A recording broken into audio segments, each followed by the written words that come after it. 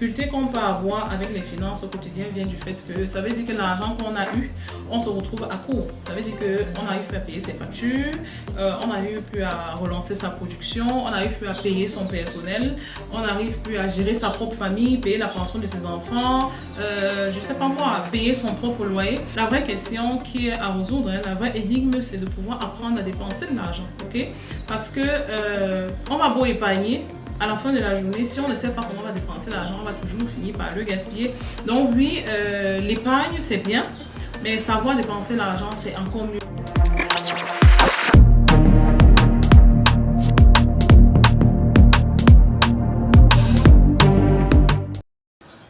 Savoir gérer ses finances s'avère être une compétence importante pour les entrepreneurs. Est-ce que vous pouvez partager quelques astuces pour les aider à mieux les gérer? Alors oui, clairement, ce n'est plus un secret pour personne. L'entrepreneuriat aujourd'hui, quand on dit qu'on a du succès, l'entrepreneuriat se résume d'un côté à 50% gagner de l'argent et 50% savoir gérer cet argent. Donc aujourd'hui, quelqu'un qui entreprend et qui a du mal à gérer ses finances aura du mal à grandir, quoi. Ça veut dire qu'on va travailler continuellement et ne pas voir l'argent rentrer. Parce que finalement, c'est ce qui reste, qui fait de nous, qui fait grandir, c'est ça qui rend riche. Si tout ce qui rentre ressort, c'est qu'on a un sérieux problème. Et en question de gestion financière, ce qu'il faut savoir, c'est que ça ne concerne pas spécialement les entrepreneurs. C'est-à-dire que c'est vraiment une question globale qui concerne toute la population, qu'on soit entrepreneur ou pas. Déjà, en Afrique, nous, on a cette particularité de n'avoir pas reçu d'éducation financière. Donc, on se lance déjà dans les affaires avec ce manque-là, avec cette limite-là.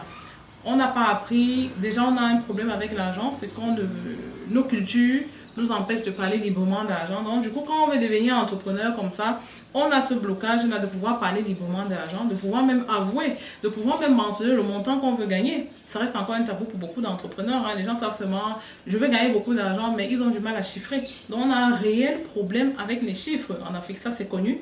Donc, quand on décide de devenir entrepreneur, encore plus, on doit beaucoup travailler ce blocage-là parce que sinon, on passe son temps à travailler pour rien.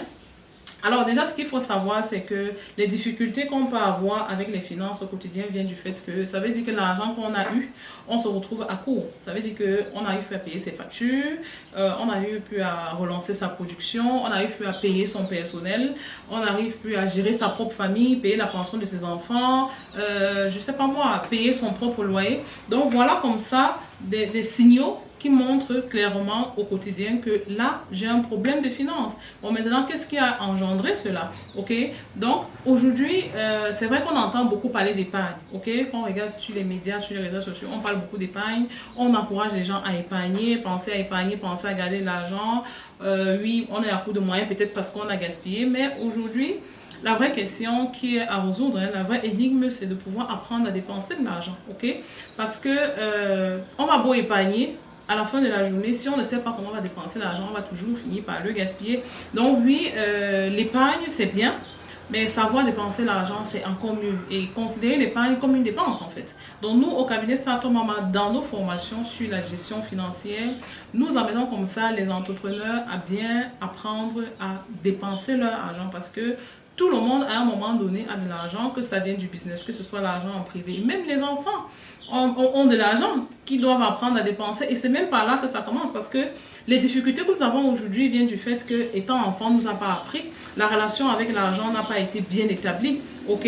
Nous, par exemple, c'est de dire aux gens, apprenez à bien repartir votre argent. Si je vais prendre un exemple simple que je pratique moi-même avec mes enfants à la maison, pour leur inculquer cette éducation financière, c'est vraiment de se dire, dans chaque argent que vous recevez, voilà, la moitié, ça veut dire que si un tonton est venu rendre visite aux enfants et qu'en partant, il leur a dépanné, peut-être, je sais pas, je prends un exemple, il a de 1000 francs avant de partir, que l'enfant apprenne déjà très tôt que quand j'ai reçu 1000 francs, 50% de mon argent va dans ce qu'on appelle une grosse épargne. Ok, 50% va dans une grosse épargne, l'autre moitié sera divisée en trois parties. Une partie sera réservée comme ça à rembourser ses dettes. En Afrique, on ne rembourse pas ses dettes. On a ce gros problème-là. Les Africains ne remboursent pas les dettes, ça c'est connu. Les gens ont tellement de problèmes aujourd'hui avec les banques, avec les amis, avec les tontines. On rencontre des gens comme ça qui doivent à tout le monde. C'est pas normal. À un moment donné, si quelqu'un se retrouve à devoir à tous les banques, il n'est plus crédible dans les banques, il n'est plus crédible dans les tontines, il n'est plus crédible auprès de sa famille, même dans sa propre famille. ça veut dire qu'il y a un réel problème en fait. Donc déjà, l'autre moitié, la première partie va aller dans rembourser ses dettes. Parce qu'il est important que très tôt, on installe ce logiciel dans la tête des enfants de se dire, les dettes, ça se rembourse en fait.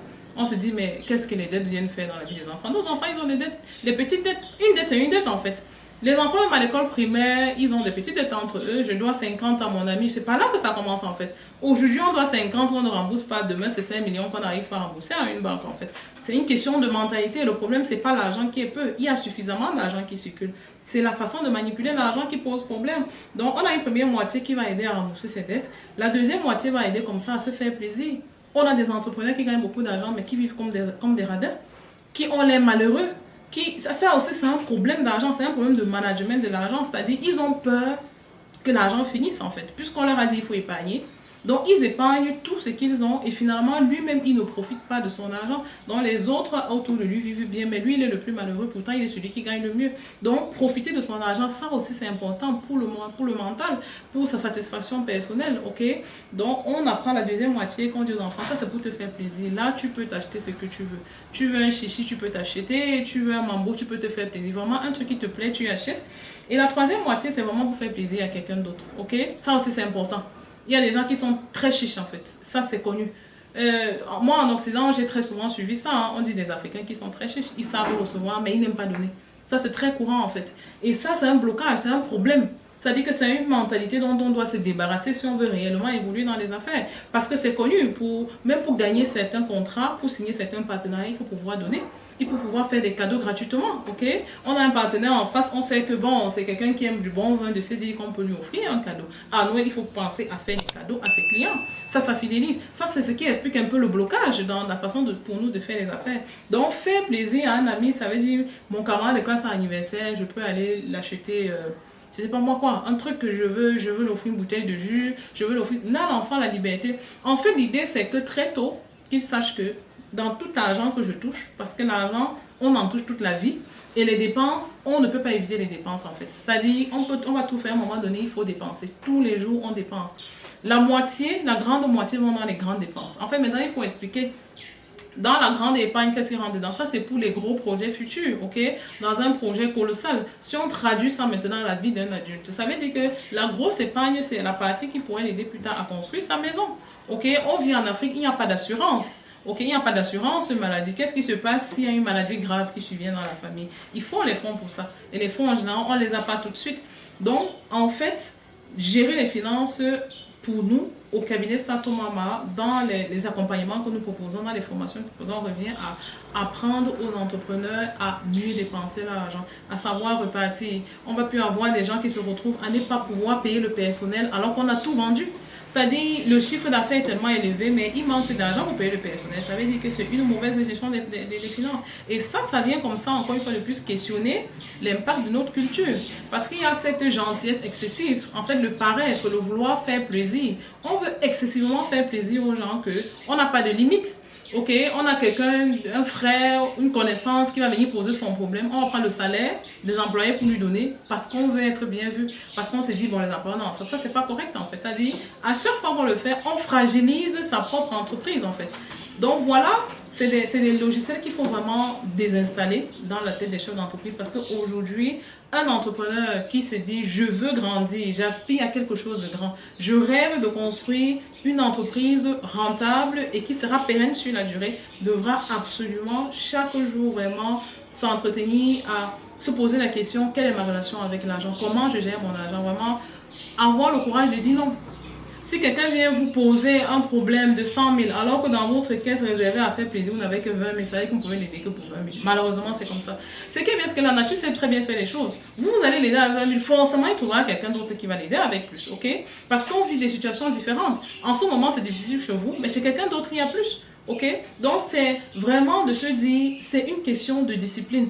Qu'on enlève cette gentillesse excessive et qu'on pense vraiment concret. Il y a des gens qui utilisent l'argent de la pension de leurs enfants juste pour faire plaisir à un ami. Ça, c'est grave, en fait. Donc, avec une mentalité pareille, on ne peut pas rêver pouvoir construire une entreprise qui a du sens. C'est-à-dire, oui, on va pouvoir commencer, mais on ne va pas faire long chemin, en fait. Donc, voilà un peu, en gros, quelques conseils déjà qu'on peut donner aux entrepreneurs de se dire vraiment il faut accepter sa place en fait, parce que beaucoup se retrouvent dans les difficultés financières parce qu'ils refusent d'accepter leur situation. Ok, on a des gens qui se sont retrouvés en difficulté, endettés, parce qu'ils se sentent comme ça, sentis obligés de mener le même train de vie que les gens avec qui ils marchent. Ok, comme on voit là un camarade de classe, quelqu'un avec qui j'ai fréquenté, qui aujourd'hui vit déjà dans sa maison, moi je suis encore en location. Ok, il se dit bon, pour rattraper le coup, il faut que moi au moins je sois plus sapé que lui tous les jours. Mais c'est une absurdité. Ok, chacun va à son rythme et on n'a pas tous les mêmes ressources, on n'a pas tous les mêmes bénédictions au même moment. Parfois, le camarade de classe, vous ne connaissez pas son parcours. On ne commence pas tous à zéro. Hein. Il y a des enfants qui naissent dans des familles avec des héritages déjà. Peut-être le terrain sur lequel il a construit sa maison, c'est un don de famille. Vous n'avez pas eu le même don. Peut-être qu'à la même période, vous avez été contraint à devoir soigner un frère qui était gravement malade. Mais comme chez nous en Afrique, on est focus que sur ce qu'on voit. C'est-à-dire que la réussite, elle est très physique. On se focalise beaucoup sur la réussite physique. On ne valorise pas assez la réussite invisible, en fait. C'est-à-dire que j'ai payé la scolarité de mes frères. Ça, comme personne ne voit ça, ça veut dire que je me sens malheureux. Non, donc on doit apprendre à valoriser ça et parler de ce qu'on a fait. Oui, moi, je suis encore en location, mais pour ça, j'ai dû payer la scolarité de mes frères pendant 3 ans. Ça, c'est une fierté. On doit arriver à ce niveau-là. Et ça, c'est le développement personnel. Parce que si soi-même, on ne voit pas de la valeur en ça, les autres ne le verront pas. D'être fier de ça, je n'ai pas construit, mais j'ai soigné mes parents. Je n'ai pas construit, mais j'ai relogé mes parents. Ok, je paye la pension de mes enfants. C'est une fierté. De vraiment accepter sa situation et faire des dépenses en proportion uniquement de ce qu'on peut s'offrir en fait. Merci d'avoir écouté cette vidéo. Si ça vous a plu, c'est le moment de liker et de laisser un commentaire. Abonnez-vous à notre page pour ne rien rater de nos publications et surtout partagez à un ami qui en a besoin. On se retrouve très bientôt pour un nouvel épisode.